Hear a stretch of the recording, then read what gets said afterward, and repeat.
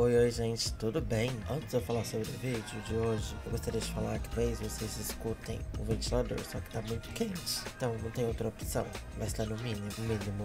Gente, outra coisa, eu achei que essa cor aqui combinou comigo, ó. Me trouxe luz pro meu rosto. Alguém sabe de, acho que é colorometria?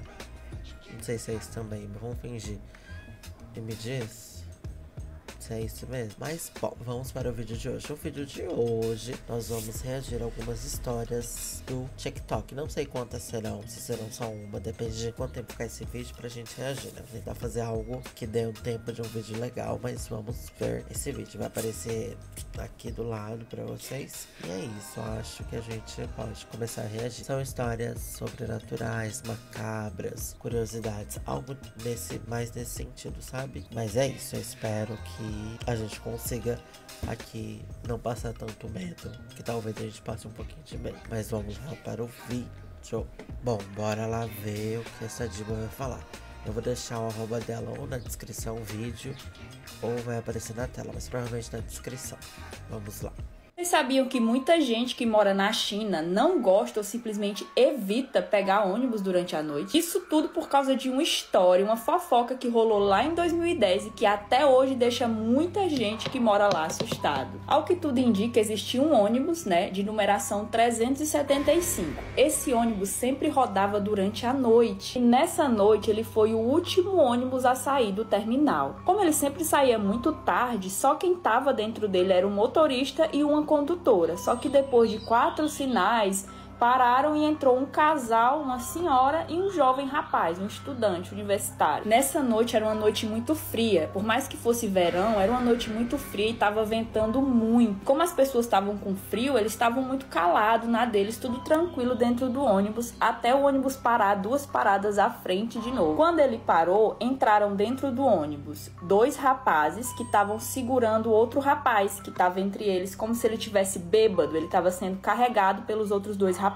E esses 3 rapazes estavam usando roupas tradicionais chinesas, que são essas daí que eu tô mostrando agora na tela. E por incrível que pareça, o pessoal achou uma coisa estranha, né? Porque dificilmente você vê alguém usando roupas tradicionais chinesas, mesmo que você more na China. Enfim, tudo bem, eles entraram dentro do ônibus, todo mundo em silêncio, até que do nada a senhorinha que eu falei pra vocês começou a gritar. Na verdade, antes dela começar a gritar, o casal que eu falei pra vocês que tinha entrado desceu em uma parada de ônibus, certo? Então ficou só o motorista, a condutora, o jovem rapaz, a senhora e os 3 rapazes que tinham entrado. Aí, do nada, quando o casal desceu, a senhorinha começou a gritar e acusar o rapaz que estava do lado dela, o estudante universitário, de ter furtado a bolsa dela. Ela começou a gritar desesperada, dizendo que ele tinha roubado a bolsa dela e que ela queria descer, porque na próxima parada tinha uma delegacia e ela ia levar ele com ela. Ele totalmente assustado, dizendo que não tinha feito nada, totalmente, Mas aí o motorista parou, eles desceram, e quando eles desceram, eles ficaram olhando o ônibus ir embora. E nisso que o ônibus foi embora, ela finalmente soltou o ar que estava prendendo e olhou pro rapaz. Aí falou assim: olha, você agradeça, porque eu acabei de salvar a sua vida. O rapaz ficou tipo: como assim acabou de salvar a minha vida? Ela disse: aqueles 3 rapazes que entraram não eram normais, porque desde que eles entraram eu comecei a observar eles. Como eu falei, estava ventando muito. Então ela disse que quando o vento bateu na janela, no assento que eles estavam, as vestes chinesas que eles estavam usando subiu. E nisso ela viu que eles não tinham pernas. Ou seja, eles eram fantasmas, No dia seguinte eles souberam, a senhorinha e um rapaz, pelos jornais, que o ônibus 375 não tinha voltado para a estação. Ele tinha simplesmente desaparecido. Então eles 2, se sentindo culpados, resolveram ir até a polícia e explicar o que... Pausando um pouco a história aqui dela, pra comentar, uma coisa que eu fico pensando é que, não sei se ela vai falar isso no vídeo, mas será que isso é uma história, uma lenda, sabe? Alguma coisa que eles inventaram, assim, não necessariamente a história, mas inventaram pra que, sei lá, por exemplo, o que eu quero dizer, traduzindo o que eu quero dizer, tem muita história que a gente vê de superstição aqui do Brasil mesmo, não sei se foi inventado no Brasil, mas aqui no Brasil mesmo, que a gente acredita muito que é só pra dar medo nas crianças, por exemplo. Então eu fico pensando, será que isso não se enquadra numa história desse tipo? Sei. Mas me veio à mente isso, sabe? Não sei também. Vamos terminar de analisar essa história. O que eles tinham visto, porque eles começaram a achar muito suspeito, né? Só que a polícia não levou a sério o depoimento deles dois, né? Até porque a polícia não vai acreditar em história de fantasma, né? 2 dias depois, a polícia encontrou o ônibus que tinha desaparecido e ele estava submerso em um reservatório de água que ficava a 100 quilômetros de distância da estação de ônibus. Estação, terminal de ônibus, enfim, eles encontraram o ônibus submerso na água e dentro do ônibus estavam os corpos em extrema decomposição do motorista, da condutora, de uma senhorinha e de um rapaz que não foi identificado. E detalhe, mesmo sendo só 2 dias depois do ônibus ter desaparecido, o que é estranho os corpos estarem em decomposição, os corpos estavam sim em decomposição como se estivessem ali há 1 ano, mais ou menos. E tem vários outros mistérios sobre esse caso, porque de fato esse ônibus desapareceu, só que não foi em 2010, ele desapareceu em 1991. Essa história só ficou popular em 2010. Mas ao que tudo indica, de fato aconteceu. E outro mistério sobre esse ônibus é que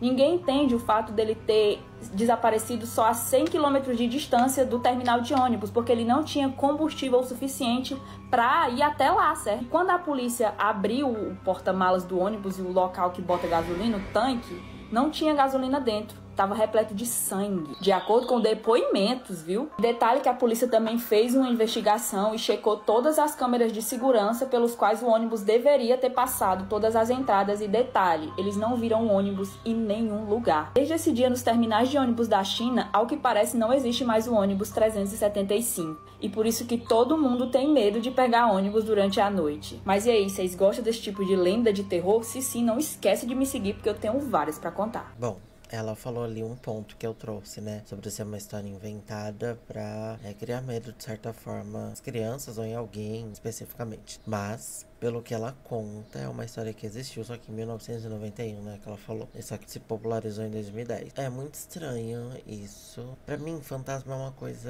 coisa meio... Não sei dizer, mas é uma coisa meio que eu não sei encaixar. Porque fantasma não é espírito? Porque... Assim, fantasma pra mim me lembra do Fantasminha Camarada. Me lembra desse filme que passava na sessão da tarde. Mas espírito já é uma coisa sobrenatural, ao meu ver. Tô falando que isso é certo, que isso é errado, mas ao meu ver, sabe?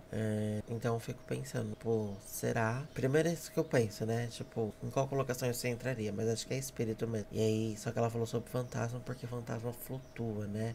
Então entra esse questionamento. Espírito ou fantasma? Ela falou fantasma. Mas pra mim, fantasma não me remete a coisa de medo. Aí agora, uma coisa sobrenatural, com certeza. Mas tá, esse é um ponto que eu queria trazer nessa história. E o outro é que, como ela percebeu isso, essa senhora? Quer dizer, ela percebeu que bateu um vento, né? E viu que não tinha perna. Mas até aí, é que, não sei. Na minha cabeça fica muito nublado. Eu não sei se eu acredito tanto nessa história. Não pelas coisas que aconteceram da forma que ela contou.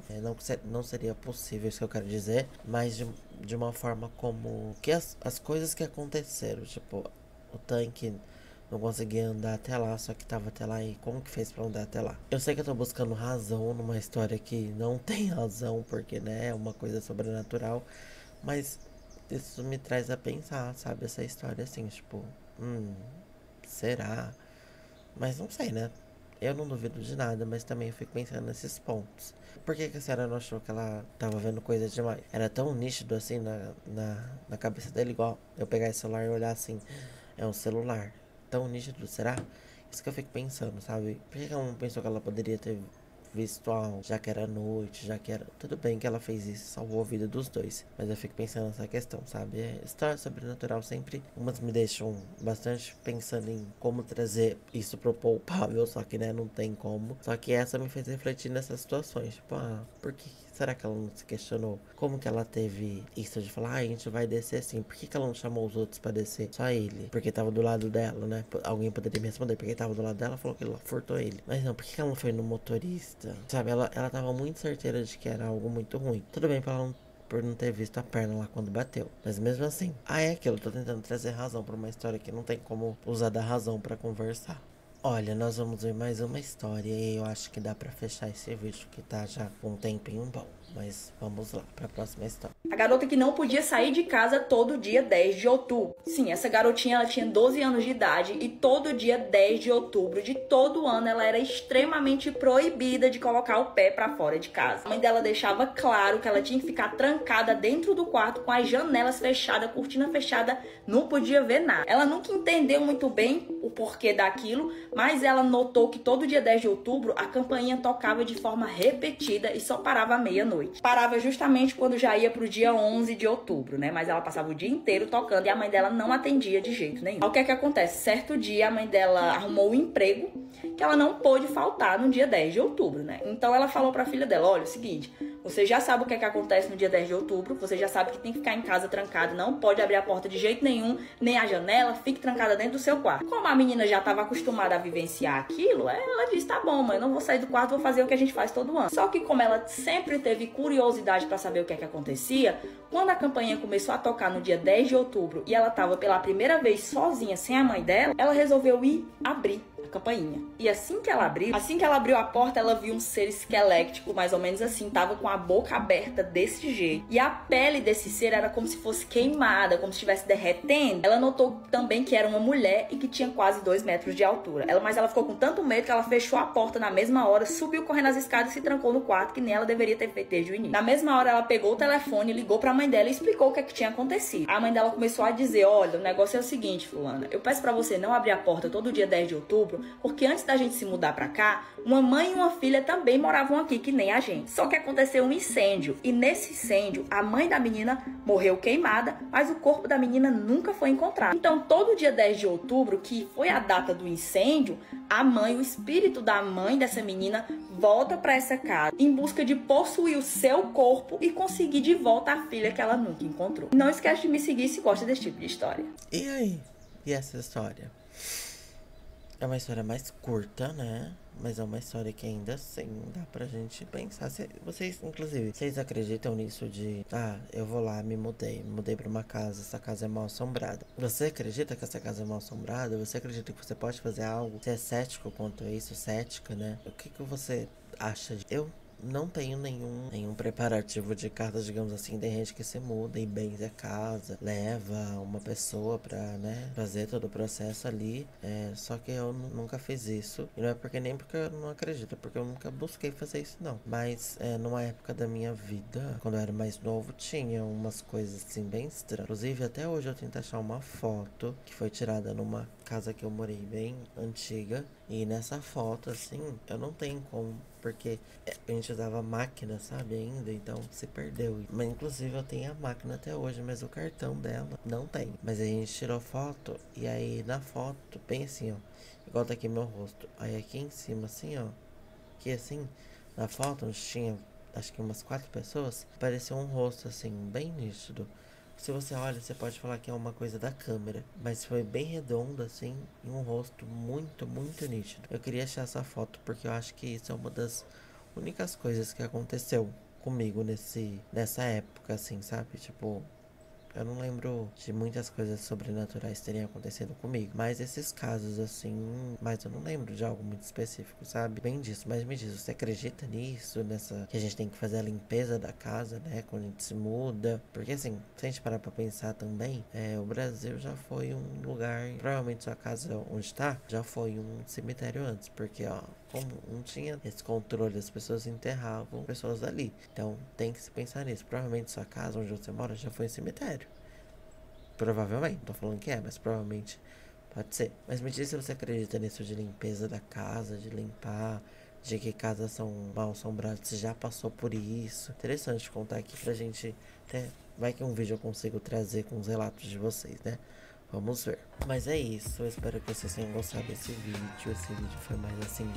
sombrio. É algo que eu queria trazer mais. Quero trazer mais pro canal. E é algo que eu gosto bastante de história sobrenatural. Eu consumo muito podcast sobrenatural. Inclusive eu vou deixar a indicação de da Mabê Bonafé. Casos bizarros. É assim, incrível. Amo. Toda segunda sai. Quinta também sai no outro agregador de áudio. Mas assim, amo muito. Se vocês gostam, ouçam. Toda segunda-feira sai episódio novo. E sai às 3 da manhã. Isso que eu acho incrível. Mas é isso, tá, gente? Espero que vocês tenham gostado. Se vocês gostaram, deixa seu like, se inscreve no canal, compartilha comigo também. E acho que nos vemos numa próxima.